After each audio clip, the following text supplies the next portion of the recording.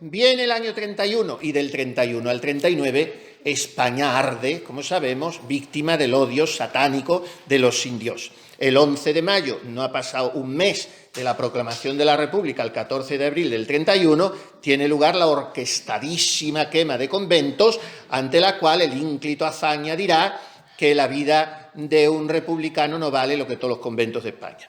Bueno, en junio, el Día del Sagrado Corazón en Madrid, al mes de la quema de conventos, Madrid aparece cubierto de colgaduras del Sagrado Corazón como reparación a lo que se había hecho. Y una multitud sube al cerro, ese día tengamos presente, junio del año 31, espontáneamente sube al cerro una multitud de madrileños, bajo una lluvia en algunos tramos del camino de pedradas y de insultos y de blasfemias. Año 31.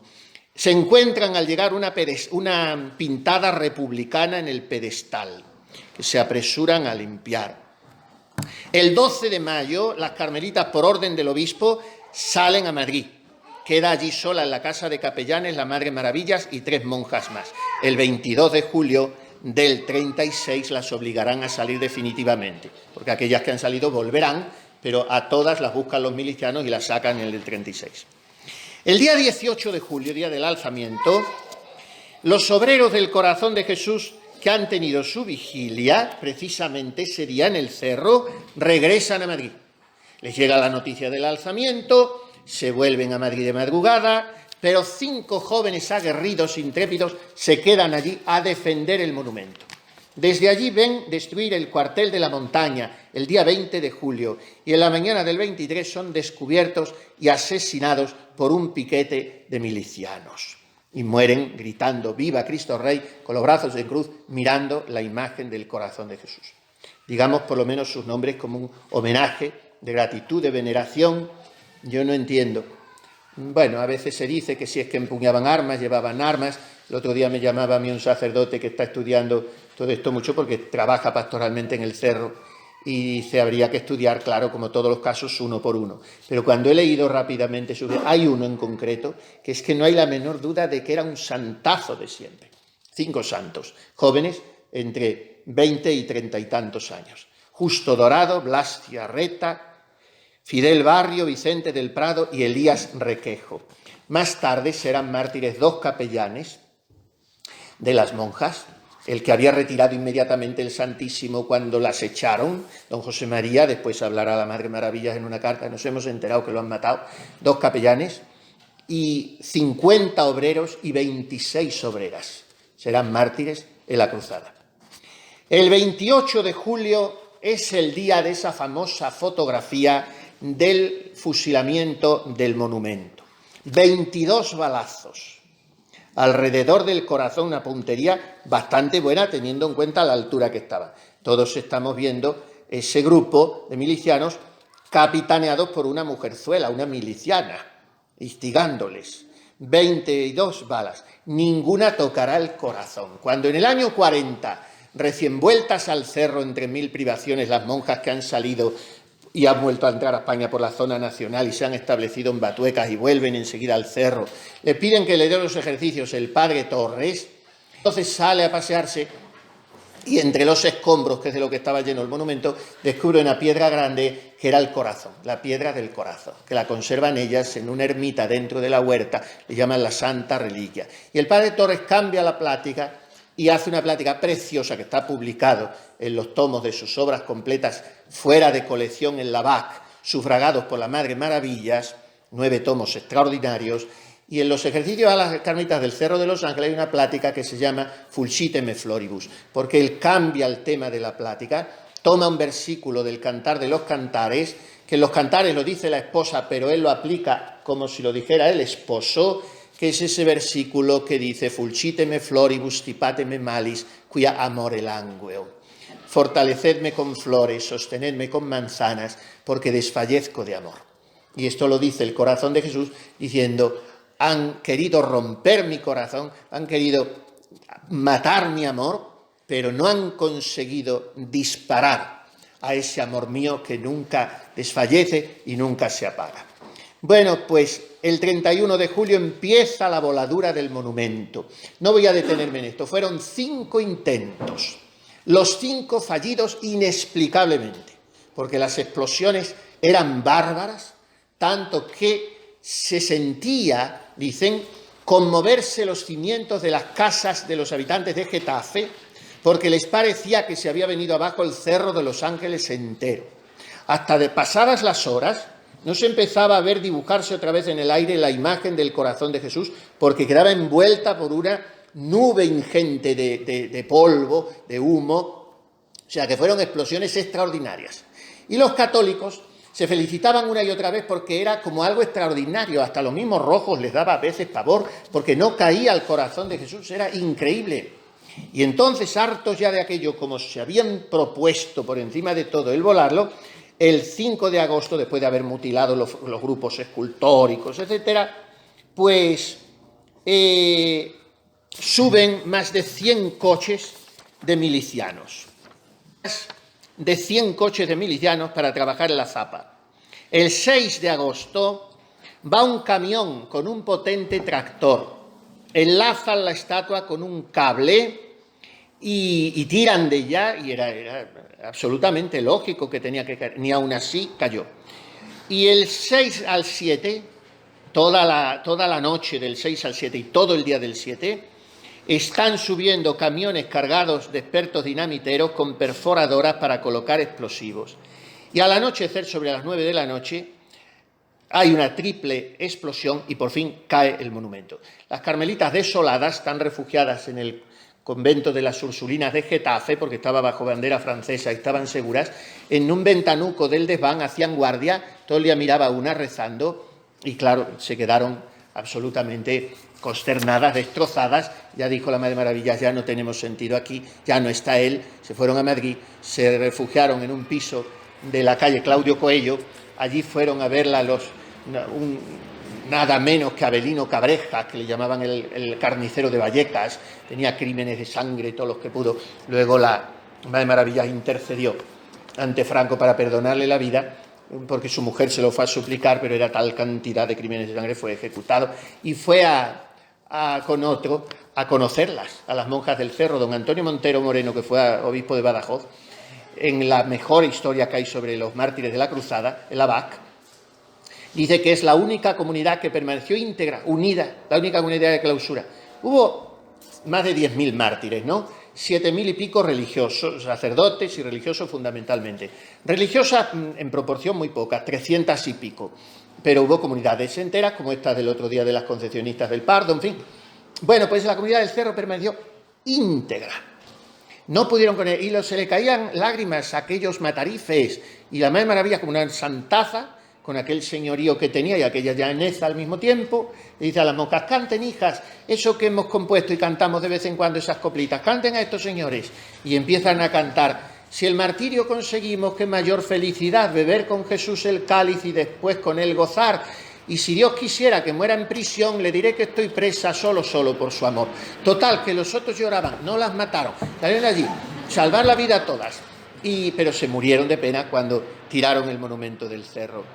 Y bueno, era primer viernes de mes, el 7 de agosto. Las carmelitas del Cerro siguen todavía ayunando a pan y agua todos los 7 de agosto. Y la de Alfonso XIII. Y Franco retocó muy poco, realmente muy poco, pero claro, ya en el año 65 parecía un poco forzado hablar de bendecida a los pobres y a los proletarios, y entonces él dijo el mundo del trabajo, efectivamente, y tampoco se aludió a la guerra mundial como en la otra se aludía, y luego el caudillo añadió unas preces litánicas que leyó después de esa consagración por la Santa Iglesia Católica, para que su unidad revele al mundo el amor de Dios. Roguemos al Señor por la fidelidad a los preceptos divinos en las leyes y en las costumbres públicas y privadas. Roguemos al Señor por la unidad religiosa de España, para que en ella reine su Sagrado Corazón. Roguemos al Señor por los trabajadores españoles, cuya promoción social y económica anhelamos y procuramos, por las familias españolas, por todas las regiones españolas, roguemos al Señor. ¿Cómo no iba a bendecir el corazón de Jesús a España, rezando así, quien regía sus destinos, como hombre providencial, que renovó la consagración 2 veces, no una, 2 veces, ahora lo veremos. Por tanto, son 3 las consagraciones, una sola consagración, pero 2 renovaciones. La del 65, la del 44 no la hizo el caudillo, la del 65 y la del 69. El 27 de septiembre de 1936 fue en España uno de esos días que llamarían los clásicos albo dies notanda la pillo, un día para ser señalado con piedrecita blanca, porque el 27 de septiembre del 36 se liberó el Alcázar de Toledo, que fue la gran epopeya, si es que hubo una más grande que otra, pero la más emblemática de la cruzada fue la del Alcázar. Bien, es verdad que según casi todos coinciden en decir, los historiadores de la guerra, pues claro, aquello retrasó la liberación de Madrid. Pero a Franco no le sufría el corazón desatender a los héroes del Alcázar. Y yo he oído todavía muchos años predicar a don Marcelo, que era inimitable ante la hermandad del Alcázar y con la Virgencita, que tienen una Inmaculada, que es un escayolón, no vale nada artísticamente, pero vale todo afectivamente, porque ante ella rezaron, en fin. Bueno, pues el 27 de septiembre se libera el Alcázar y claro, eso también supuso un retraso a corto plazo, supuso un retraso a largo plazo para liberar Madrid y supuso un retraso a corto plazo para liberar el Cerro, porque Toledo y el Cerro pues está al lado, y si de Madrid son 70 kilómetros mal contados, 60 y algo, el Cerro es menos de 50, lo que está de Toledo, y entonces el Cerro hubiera sido liberado antes. Pero por fin fue liberado el 7 de noviembre del 36 a la 1 de la tarde. Se ha escrito y se sigue escribiendo y se repite una vez y otra que fue liberado el 6 y que fue liberado por los requetés. Ninguna de las dos cosas es verdad. Fue liberado el 7 y por los legionarios. Ahora lo veremos. Después ya quedaron como defensores los requetés. Eso sí. Bueno, pues no tuvo mucha resistencia, la verdad, la 7ª bandera de la Legión, que es la que entró en liza, no el tercio de requetés del Alcázar y Cristo Rey. Ese se quedó. Cuando a los 2 días los legionarios iniciaron su marcha a Madrid. Hay una muy interesante carta del padre Martín Triana, jesuita, capellán de aquella bandera de la Legión, donde cuenta todo esto. A los legionarios los mandaba el comandante José Pardo. Pocos días antes se habían confesado mutuamente los padres Martín Triana y Huidobro, el celebérrimo padre Huidobro. Se viene también diciendo que la primera misa en el Cerro fue el 9 de noviembre, lo cual es una verdad a medias, porque la primera misa en el Cerro fue el 8 de noviembre. Se libera el 7 y se celebra la primera misa el 8, sino que esa primera misa se celebra en la ermita. Se habla de la primera misa como la primera sobre las ruinas del monumento, y esa sí que es el 9. Pero la primera es la que se celebra en la ermita el 8. Miren, hay un fenómeno absolutamente asombroso que, si quieren, hasta lo podemos calificar de milagroso. La ermita de la Virgen estaba intacta. La Virgen estaba intacta, las alhajas de la Virgen estaban todas allí, los ornamentos todos allí. Es increíble. O sea, la saña diabólica se focalizó de tal manera al corazón de Jesús que todo lo demás para los rojos no existía.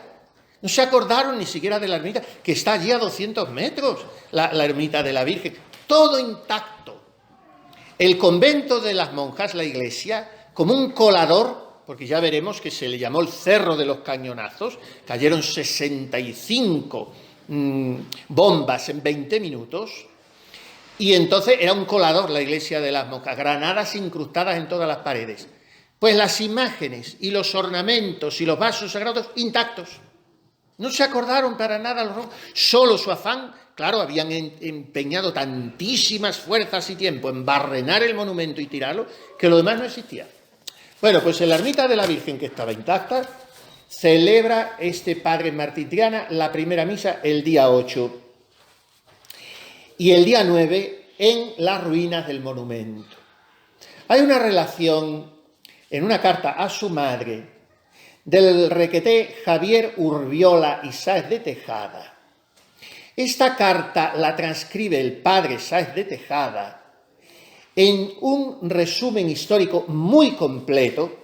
Es un folleto, no llega al libro, pero es de donde beben muchos que han historiado todo esto del cerro, de 1940, en el Mensajero del Corazón de Jesús, cuando efectivamente era del Corazón de Jesús.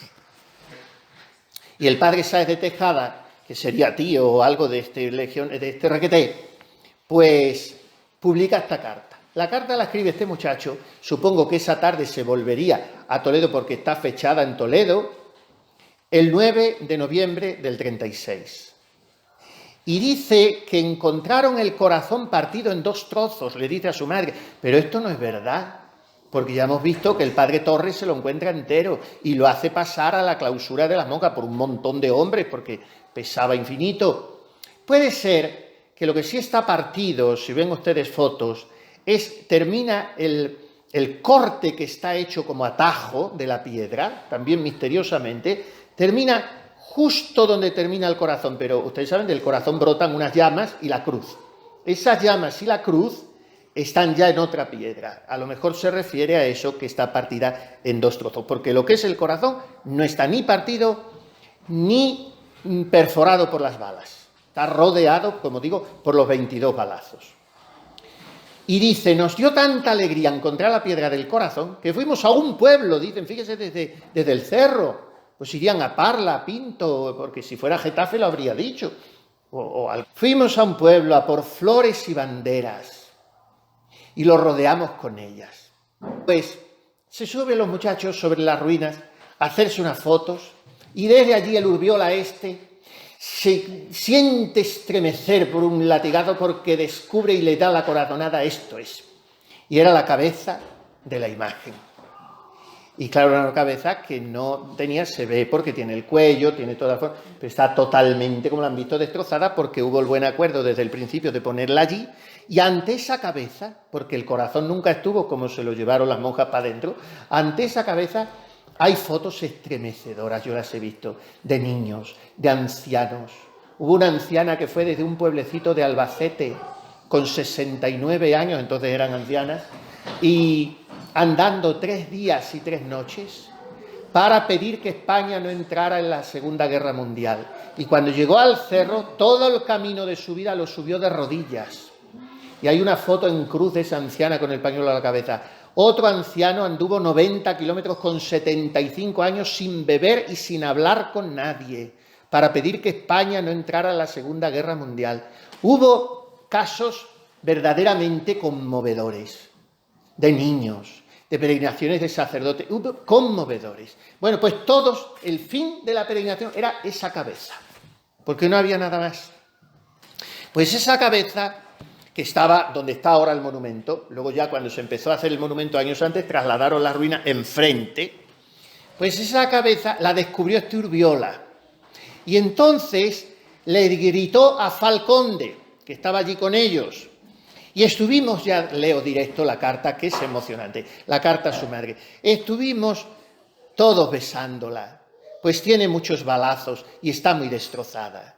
La quisimos poner en un buen sitio, pero no pudimos porque es muy grande. Después, todos de rodillas, rezamos el primer rosario en desagravio de la burrada que habían hecho con este monumento. Si llegas a estar, madre, cuando rezamos el rosario, de la emoción te da algo. Pues además de nosotros, estaban rezando de rodillas muchos legionarios.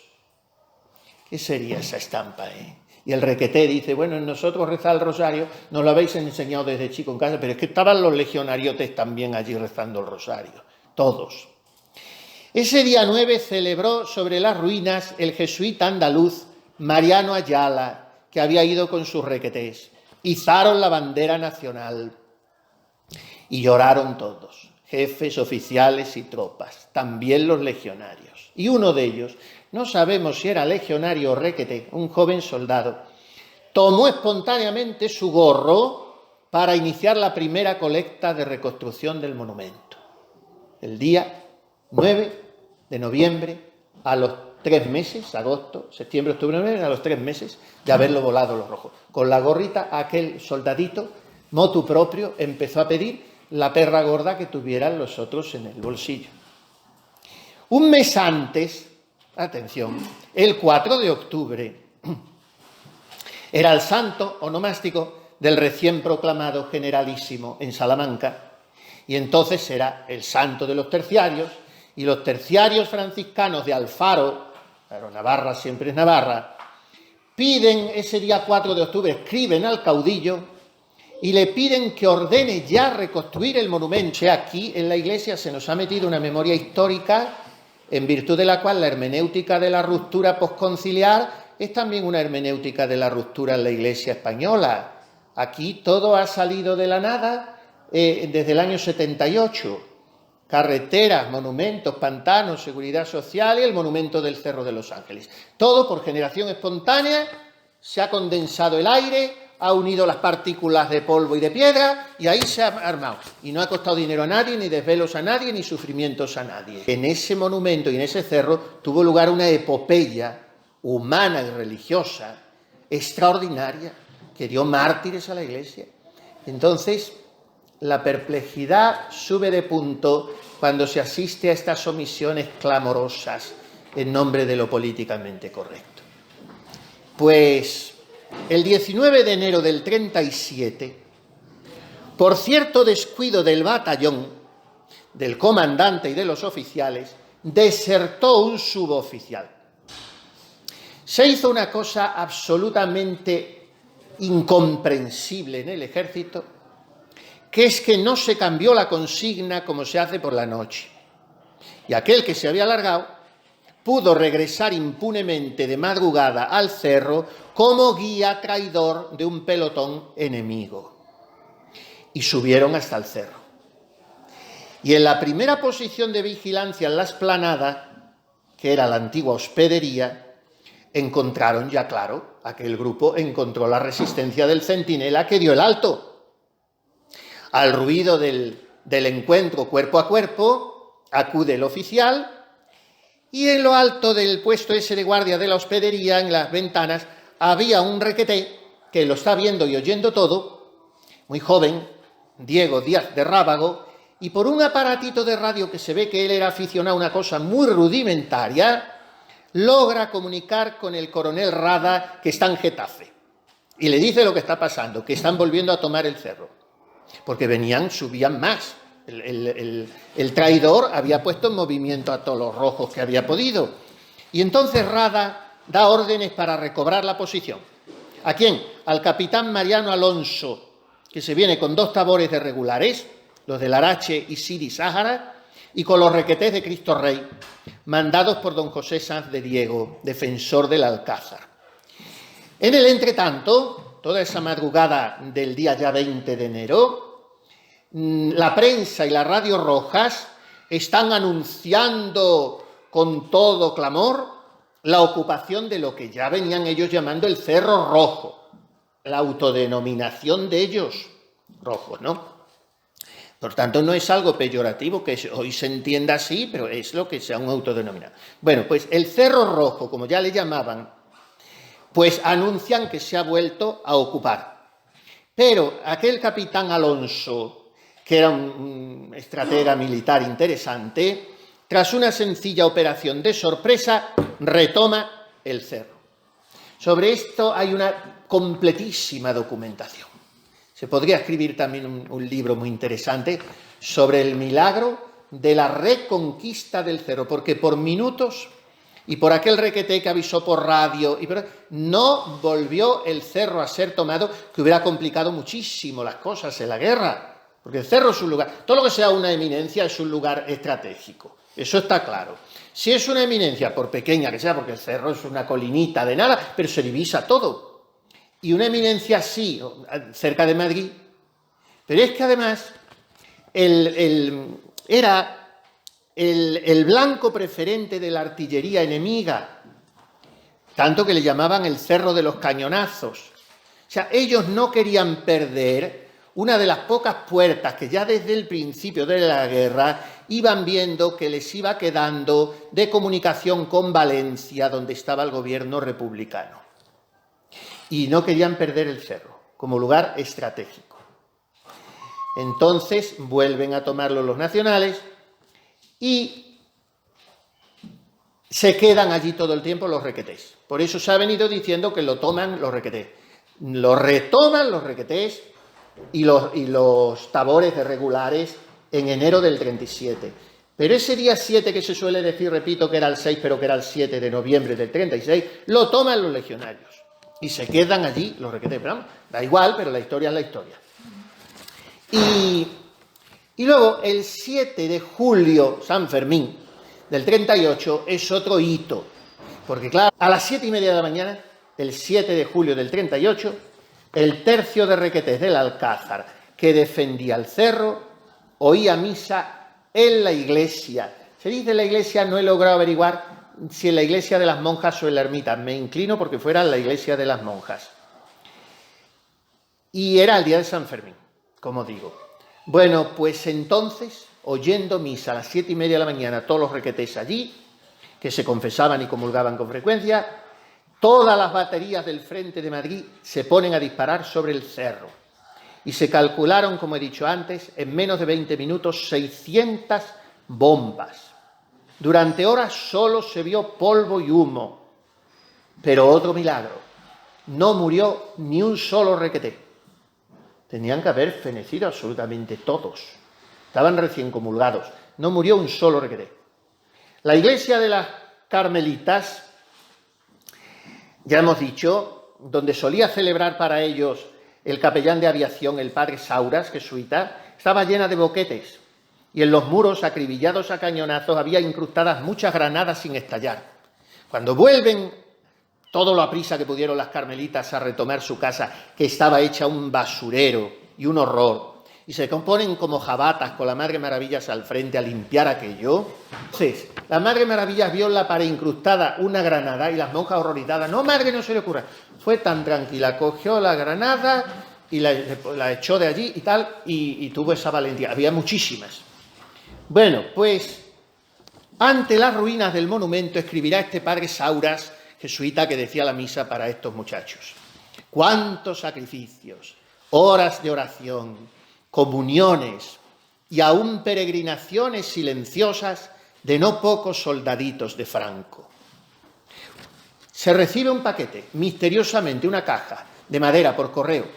Nadie sabe de dónde viene, donante anónimo. La abren y es una imagen del Sagrado Corazón, réplica en pequeño, de la que habían tirado. Nunca jamás se ha averiguado de dónde vino. Y entonces el fervoroso comandante le construyó una capillita encima de las ruinas y allí estuvieron orando los soldados todo el tiempo ya. Bien, apenas liberado Bilbao, el mensajero del Corazón de Jesús, otra vez, comenzó a publicar una encuesta sobre la mejor manera de reparar el ultraje del cerro.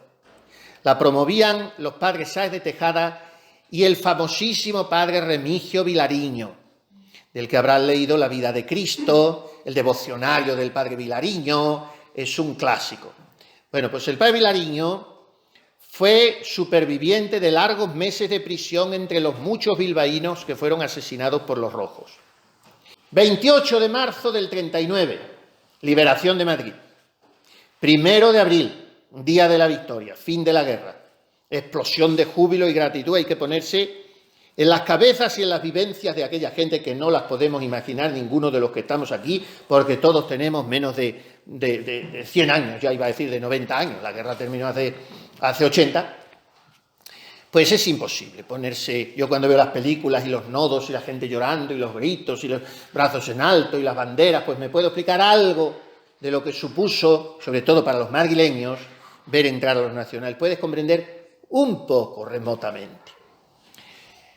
Y empiezan las peregrinaciones al cerro, imponentes, como he dicho antes, descalzos, desde muchos puntos de España, desde Madrid, incesantes, descalzos, de rodillas la última parte de su vida al cerro, llorando, mujeres y hombres que habían hecho votos por la salvación de sus familiares, en fin, iban todos a un cerro donde no estaba el corazón de Jesús.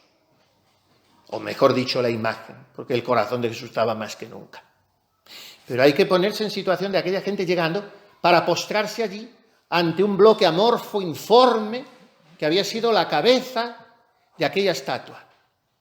Y los grupos escultóricos laterales destrozados a martillazos. Eso es lo que había en el cerro. Y todo comprenderán que sometido a una incuria bárbara, después de la guerra y de los 600 cañonazos en solo un día, entre otros muchos días. Hay que ver lo que sería aquello. Bueno, pues hubo una especie de coordinación, y no sé por qué, no he averiguado por qué, pero se conjugaron para que el día 25 de mayo del 39, a 2 meses de la victoria, el cerro se convirtiera en un campo de amapolas, porque subieron allí todos los requetés del tercio del Alcázar y de Cristo Rey. Imaginemos esa plétora de boinas rojas en el cerro. ¿Y por qué? Porque querían subir, tenían que subir, necesitaban subir en representación de los que habían reconquistado el cerro con su heroísmo y con su sangre. Y en el altar de las ruinas hubo una misa y muchas comuniones. Y dirigió una arenga al comandante José Sanz de Diego y allí mismo propuso una colecta que recogió en su gorra militar el laureado general Varela. Y esa colecta la entregó Varela en nombre de todos al obispo Eijo y Garay, que respondió con una carta que yo tendría que tener por aquí, pero aquí la tengo. Dice Eijo y Garay, en respuesta a esa primera colecta hecha nada menos que la gorra de plato del... Bueno, decir benemérito es quedarse corto, porque general Varela fue uno de los hombres claves, ¿no?, en la guerra en tantas cosas. Bueno, dice Eijo y Garay, recibo su carta con el precioso donativo de sus requetés como primera piedra para el nuevo monumento. Que Dios se lo premie a usted y a sus valientes soldados, que después de escribir con su sangre la página gloriosa de la defensa del Alcázar de Toledo, sellaron su hazaña defendiendo con sus vidas las ruinas del monumento que la piedad de España levantó en el centro geográfico de la península al corazón sacratísimo de Jesús. Este donativo, grande por su cuantía y mucho más por el sacrificio que supone, y más todavía por la calidad de los que contribuyeron a él, es el mejor fundamento que podemos poner a esta suscripción nacional con la que toda España contribuirá al altar de la patria, al Sagrado Corazón. Que la sangre de los que allí cayeron sea el riego generoso que dé fecundidad insuperable a la obra.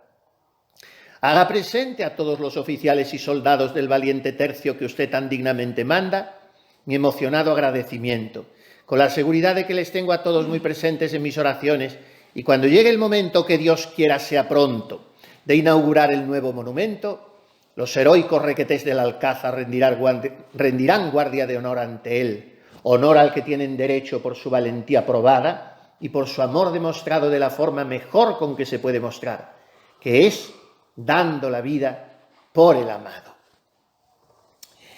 Bien, las primeras obras de reconstrucción se iniciaron con los fondos de suscripciones populares. Se recaudaron unos 3 millones de pesetas de los años primerísimos 40 en plan suscripción popular, cuando en toda España se pasaba hambre, 3 millones de pesetas, que aún ahora, al cabo de casi 100 años, no nos resultan desdeñables a nosotros. El 17 de mayo de 1946, porque no fue tan rápida, vamos a decir la verdad, tuvo la gente 26 años subiendo allí, que no tenían comparación con las peregrinaciones. Aquellas eran peregrinaciones, aquellas, con un ingrediente penitencial. Tengamos presente además que en el cerro no había dónde meterse, no había un baño, no había nada, no había agua. Así hasta el 65, no había nada. Y además, en fin, que no iban a encontrarse con nada, como decimos. Porque ahora a nosotros nos llena el alma ver allí ese monumento y tal. 26 años estuvieron peregrinando así, al cerro. Miles de personas. Lo que hubo el otro día en lo del centenario no fue nada. Fue un puñado de gente. Pero en el cerro ha habido más de 100.000 personas, ya lo vamos a ver, que no se explica uno cómo caben allí, en el año 44. Vamos a verlo. Bueno, pues, en el 17 de mayo de 1946 se emana un decreto para aplicar al monumento los beneficios de adopción del decreto del 23 de septiembre del 37. La Dirección General de Regiones Devastadas, aún todavía hay algunas plaquitas en algunas casas con el yugo y la flecha y las regiones devastadas, llevará a cargo la ejecución. Pero hubo muchos cambios de dirección. Esto pasó también en el Valle de los Caídos, que hubo el cambio del arquitecto y eso retrasó un poco, que cayó malo el Méndez, el primero, en fin. Pero enseguida se retomó porque el Valle iba franco una noche sí, otra no, desde aquí del Pardo, porque inspeccionarlo y estaba llevadísimo de aquello. Pero lo del cerro era distinto, hubo cambios de empresa, cambios de dirección, no se definía bien el proyecto que se quería hacer, se levantaba otra vez el monumento para salir del paso o se hacía una cosa a lo grande. En fin, hubo ahí, en esto no me detengo, porque también hay mucha documentación sobre ello, Y al final, como digo, el que lo dirimió casi definitivamente, un mes antes de morir, fue Carrero Blanco. Lo de la cripta, el otro ya estaba hecho. Porque la cripta estaba cerrada, no se abría, porque la conducción de las aguas era muy problemático. En fin, surgieron muchos problemas. Muchos problemas. Como al inicio del primer monumento también surgieron muchos problemas que no he señalado una cosa. No me acuerdo quién fue, si fue el padre Crowley o no, en este momento por ahí lo tengo escrito, que dijo, pero aquí falta una cosa, en este monumento tan bonito aquí falta una cosa. ¿Y qué falta? Falta la Virgen Santísima. Ay, pues tiene poco encaje, pues ¿cómo hacemos? ¿Cómo dice la Virgen? Aquí otra estatua, un pegote. Pues en el pedestal. En el pedestal la Inmaculada de Murillo. Más española imposible. Que luego en el actual se cambió por el Corazón Inmaculado de María, como había sido consagrado el mundo por Pío XII, en fin. Y se puso, y dijeron, en todas las historias está, tenía muchas dificultades el primer monumento. También de ponerse de acuerdo, de permisos, en fin, lo que surgen en estas cosas.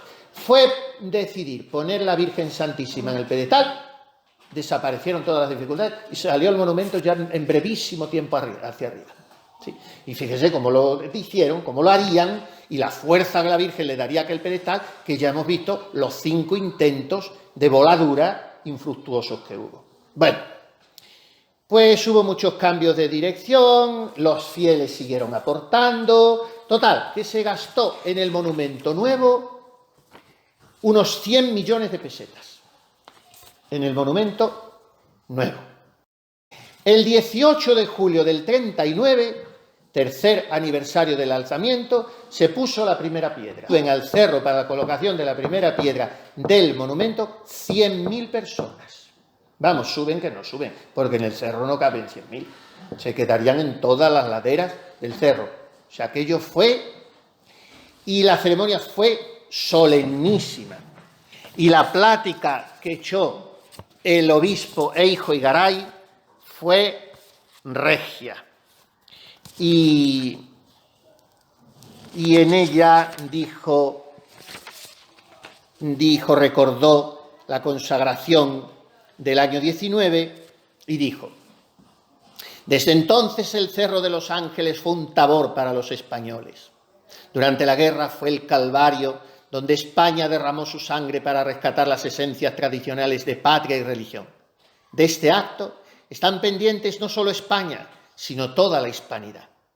Ahora España vuelve sobre sí misma y promete elevar el monumento para conseguir el imperio de Jesús y Jesús hará que España consiga su imperio, que es el del amor, para que todos conozcan a Cristo. Esta es la suprema ambición de España. Y así se expresó el caudillo en la ceremonia solemne del ofrecimiento de su espada. Aquella espada de la que se dijo que era la más limpia de Europa. Hay que extirpar definitivamente la política sin Dios y establecer la cristiana y fraternal, pues los pueblos que no quieren a Cristo quedan esclavos del Dios-Estado, que les oprime como único medio para evitar su disolución. Este altar, terminó diciendo Eijo Igaray, es el altar mayor de toda España y de toda la hispanidad. Suplico al Altísimo la bendición sobre el caudillo y sobre toda España. Se dio la bendición con el Santísimo. Esa fue la ceremonia de la primera piedra del nuevo monumento. 18 de julio del 39. Viene el año 44, 25 años de la consagración. Y el año 44 y el 45, que es cuando terminó la conmemoración, las peregrinaciones fueron incesantes y masivas. A los 25 años, en una España de posguerra, esa España que dicen que era en blanco y negro, como si la Rusia de Lenin fueran colores. En Tecnicolor era la Rusia de Lenin, la de blanco y negro era España. Bueno, pues esa España en blanco y negro, el páramo cultural y todas esas cosas de España, ¿cómo habremos sobrevivido? Qué horror, qué trauma, qué espanto, qué opresión, que estamos todos chiflados. Bueno, pues esa España del año 44 y la España del año 39 y la España del año 65 y la España del año 69, que todavía había problemas, aunque ya Franco le había puesto la 8ª potencia mundial, pero vamos, la gente tenía el 600, no tenía los 4 Volvos como tienen ahora entrampados hasta aquí, pero los 4 Volvos. Pues entonces esa España subían al cerro miles y miles y miles y medios. Y ahora hemos puesto una pica en Flandes porque no sé por qué. Pues hay que ver la historia, ¿eh? Hay que ver la historia. Y la historia es que ahora, para hacer una parroquia, ponemos 4 ladrillos estrepitosamente con un culto a la fealdad espantoso, y en el siglo XI levantaban las catedrales góticas imponentes.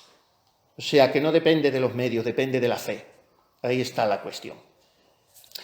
Y entonces las peregrinaciones de ese año 44 fueron increíbles. Los congregantes marianos, qué obra de la compañía, los congregantes. Los antiguos alumnos de los jesuitas fueron todos juntos. Y en esa de antiguos alumnos de jesuitas, 7 ministros, presidente de las Cortes, presidente del Tribunal de Justicia, alcalde de Madrid, rector de la Universidad Central, porque todos habían sido antiguos alumnos de los jesuitas. La peregrinación militar de los 3 ejércitos fue espectacular, con 2000 que subieron. Los 3 ministros de tierra, mar y aire, 100 generales y almirantes, 300 coroneles y tenientes coroneles, 250 comandantes, 450 capitanes y todos los soldaditos allí a rendir honores en el Cerro de los Ángeles, que no había nada, repito, en el año 44. De la archidiócesis de Toledo hubo 4 peregrinaciones, no 1 ni 2 ni 3, 4, cada una con 5000 peregrinos. Pensemos también cómo eran los autobuses de entonces, que de Toledo al cerro no se tardaría media hora como ahora, y chim, pum, pim, pim, venga a moverse, y de todos los puntos de España. De los suburbios de Madrid se organizaron misioneros populares y jesuitas, organizaron peregrinaciones de la gente, esa que ahora se llama periferias, los suburbios de Madrid, y fueron 10.000 personas. 3.000 de ellos hombres a pie y muchos descalzos. Y desde Cibeles, peregrinaciones de madrileños andando incontables veces. De la Acción Católica 2.000 personas, del Frente de Juventudes 2.000, de la Sección Femenina 3.000. Así fue el año 44 al Cerro de los Ángeles. Total, 200.000 personas, 444 misas, 100.000 comuniones, 200 viacrucis, 500 rosarios, carentes de toda comodidad, como digo, incluso agua. Llevarían sus cantemploritas, harían lo que pudieran, claro, pero allí no tenían nada. El 29 de mayo del 44 hubo una magna vigilia, más de 4.000 asistentes. ¿Quién dirigió la hora santa? Un santazo que ya es venerable, el entonces obispo auxiliar de Madrid, don José María García La Higuera. Y el 30 de mayo del 44, los 25 años, porque entonces no se trasladaba de día, era el 30 de mayo, a las 10:30 celebró la Santa Misa Solemne Eijo Igaray, el obispo. Hubo 4.000 comuniones. Estuvieron presentes el nuncio, Franco, el gobierno en pleno, y empezó a llegar gente de las que venían de los pueblos andando toda la noche, que no habían llegado a la misa.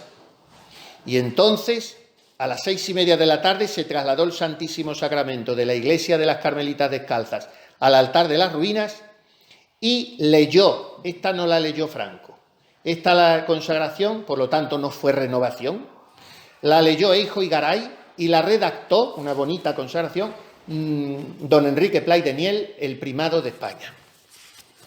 Bueno, y empieza la restauración. Se le encarga al arquitecto don Pedro Muguruza Otaño y el escultor el mismo. El mismo, aún estaba el hombre en buen uso, ¿para qué vamos a buscar otro? Don Aniceto Marinas. Hizo la estatua igual, pero si las observan las dos, tiene como otra actitud en una de las manos, no me acuerdo cuál, a mi gusto tiene un poquito más de dulzura la primera. A mi gusto, tiene un matiz pequeño si lo observan, pequeño. Y la altura total del monumento, después de dirimirse si se hacía la crista, si no se hacía, que ya hemos hablado antes de cómo se resolvió la cosa, 56 metros, el doble justo del monumento anterior, que tenía 28 en total. Esto no lo ha dicho nadie, o sea que se rehace un monumento, se hace el doble, y esto nadie lo sabe. La iglesia cripta tiene 42 por 42 metros, 3 naves iguales, de 11 metros de ancho cada una, 12 de altura. La estatua tiene 11 metros y medio, la primitiva tenía 9 metros. Como era más alto el monumento, se le dio 2 metros y medio más de altura. El pedestal tiene 26 metros. Y los grupos escultóricos, en vez de ser 2, como tenía el primitivo, la iglesia triunfante con los santos y la iglesia que se santifica, con la hija de caridad llevando a los niños y a los matrimonios, tiene esos 2 por delante, pero son 4, como saben, y después tiene la España defensora de la fe. Y ahí está Osio de Córdoba, el gran obispo defensor de los mohusios, junto con San Atanasio, cuando todo el episcopado mundial prevaricó y cayó en el arrianismo. Salvaron la fe 2 obispos, y uno era español, Osio de Córdoba, que murió con 103 años. El obispo actual de Córdoba está queriendo canonizarlo por culto inmemorial, por canonización equipolente. Osio de Córdoba, un fenómeno. Bueno, pues Osio de Córdoba, don Pelayo, el padre Laínez, de los primeros compañeros de San Ignacio, Luz de Trento, gran teólogo en Trento, don Juan de Austria, el padre Polanco, uno de los 13 obispos mártires, el de Teruel, Martirio de Polanco, hay una película y todo de aquellos años, muy interesante. Lo mismo que la película del Alcázar, magnífica coproducción italo-española que la habrán visto ustedes, muy bien hecha, ya en el año 40, magníficamente hecho lo del Alcázar. Pues está también la película esta del padre Polanco, muy bonita. Y el ángel del Alcázar, Antonio Rivera, también está allí en ese grupo escultórico.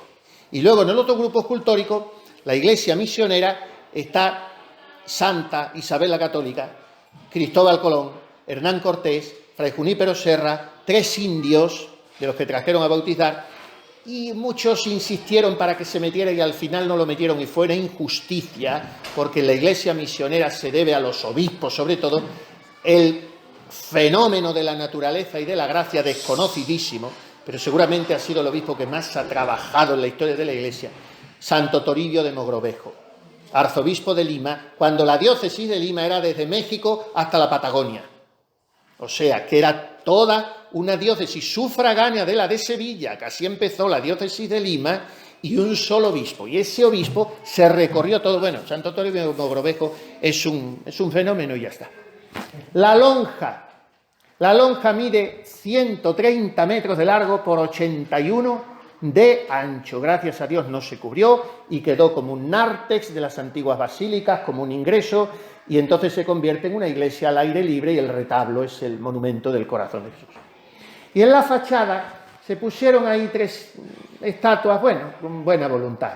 El escultor se llama Solís Conde, Se podrían haber escogido otros santos, se escogieron eso. Bueno, San Isidoro, San Fernando y San Isidro. Preludios de la inauguración muy interesantes. Hubo dos preludios de la inauguración. El 28 de octubre de 1969 se inauguró el Templo Expiatorio Nacional del Corazón de Jesús del Tibidabo en Barcelona. Y en mayo del 65 se declaró basílica el Santuario de la Gran Promesa de Valladolid. Ahí tenemos la trilogía de santuarios del Corazón de Jesús en España. Cerro de los Ángeles, o mejor dicho, Valladolid, por ir por orden, porque todo esto arranca de la promesa del Corazón de Jesús al Padre Hoyos. Valladolid, Cerro de los Ángeles y Tibidabo. Inauguración, 25 de junio del 65, fiesta del Sagrado Corazón.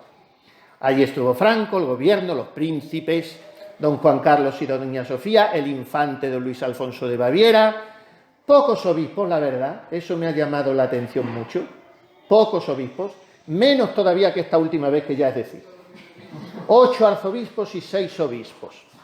Ya era arzobispo de Madrid el bueno de don Casimiro Morcillo, y fue él el que bendijo el monumento y tuvo la homilía. Yo quisiera leer entera la homilía de don Casimiro, pero no puedo leerla entera. Lo único es que voy a terminar con el final con que terminó. Don Casimiro, que era un obispo también muy santo, fue el primer presidente de la conferencia episcopal cuando la erigieron. Pues don Casimiro, terminada la homilía ya al final, fue una homilía breve, muy ceñida, muy bien traída y muy bien, y hablando de lo que hay que hablar en una homilía, en un acto de esa índole. Y entonces se vuelve a Franco y le dice: Señor, que es título que se da al rey, tendría que haberle dicho excelencia o generalísimo, pero le dijo Señor. Señor, como españoles tenemos que agradeceros hayáis querido proclamar hoy, como lo vais a hacer, esta soberanía de Cristo nuestro Señor sobre las naciones y especialmente sobre nuestra España. Os lo agradecemos, como desde aquí dedicamos un recuerdo y una oración al otro jefe del Estado que hizo esta misma consagración al Señor. A Franco le agradaría. No olvidemos que Alfonso XIII fue el padrino de boda de Franco. Y a vosotros, hermanos, yo os pido que os unáis fervorosamente a la plegaria que el jefe del Estado español va a dirigir al corazón de Cristo dentro de unos momentos. Pero al elevar esa plegaria con el primero de los ciudadanos españoles, pensad que estáis elevando a Dios la promesa, el propósito firme de cumplir toda justicia y caridad en un abrazo fraterno con todos los españoles. En la anchura y largura, en la profundidad y altura de ese amor, cabemos todos. Y Dios quiera que esto nos sirva para hacer una España cada día mejor y para alcanzar la vida eterna. Pues bien, pronunció Franco la fórmula de consagración, muy levemente retocada, que es la que nosotros hemos leído hace un rato. Distribuyeron la Sagrada Comunión más de 100 sacerdotes y después vino el cincuentenario en el año 69. Y en el 68, la Conferencia Episcopal Española, acogiendo la propuesta de Monseñor Morcillo, tomó los siguientes acuerdos. Es muy importante cómo se preparó el cincuentenario de la consagración. Estos fueron los acuerdos de los obispos. Primero, patrocinar la conmemoración del cincuentenario. 2, celebrarla con el estudio y difusión de la teología del Sagrado Corazón y de las exigencias eclesiales y sociales de la verdadera devoción al corazón de Cristo. 3, formar una comisión de obispos. 4, aceptar la celebración de un acto litúrgico solemne en el aniversario de la consagración. ¿Cuál es la diferencia con el centenario? Que aquello fue una decisión corporativa de la Conferencia Episcopal Española. No fue algo de la diócesis de Getafe, que entonces no existía, que hubiera sido de la de Madrid. El arzobispo de Madrid lo presenta a todos los obispos, y todos los obispos de España se interesan en la celebración del cincuentenario. Esta ha sido la diferencia. Y el acto resultó solemnísimo. Y voy a terminar. Pues este José Julio Martínez era un santo y escribió la vida de Jesús que más se ha publicado, más se ha leído, más se ha tirado y más se ha... el drama de Jesús. Y otras muchas cosas. Y el padre José Julio hace esta narración del acto del cincuentenario y con esta termino. Vengo del Cerro de los Ángeles, del acto del cincuentenario.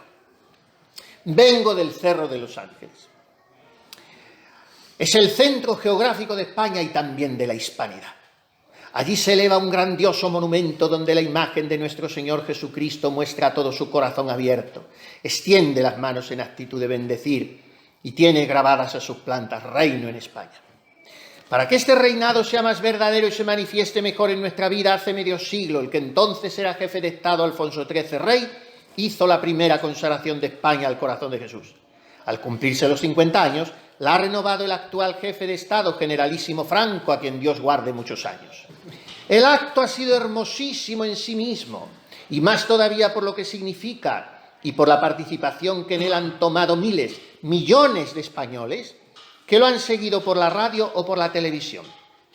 Entre ellos estaréis muchos de vosotros, queridos lectores. Cientos de autocares trajeron de Madrid y de provincias un número de peregrinos que los periódicos del día siguiente calculaban en 20.000. Ha bajado ya, ¿eh? En el 44 fueron 100.000. En el 69 fueron 20.000. En el 2019 no sé si habrán sido 3.000. Cierto que algunos vendrían como un acontecimiento más, pero no faltaban quienes llegaron al Monte Santo desde la mañana de aquel sábado, último día del tiempo pascual, para pasar largos ratos en oración ante el Santísimo Sacramento, siempre expuesto en la iglesia de las Carmelitas. Cuando el locutor anunció, ahora el jefe de Estado leerá la consagración de España al corazón de Jesús, el momento fue de emoción especial, como pudo observarse por el empeño con que todos se empinaban y dirigían hacia el altar una mirada atentísima para ver mejor al caudillo.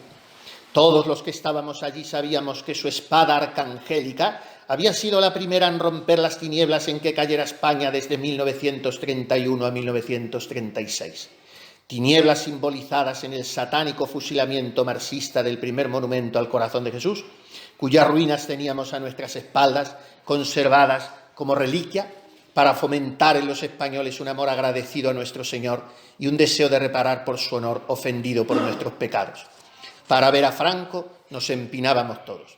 Y también para unirnos mejor a su consagración renovada, que a eso especialmente habíamos subido esa tarde al Cerro de los Ángeles, a decir a Jesucristo que sí, que su corazón reina en España y que los españoles, conscientes de nuestro deber de católicos, queremos que reine en la vida personal, en la familia, en toda la sociedad.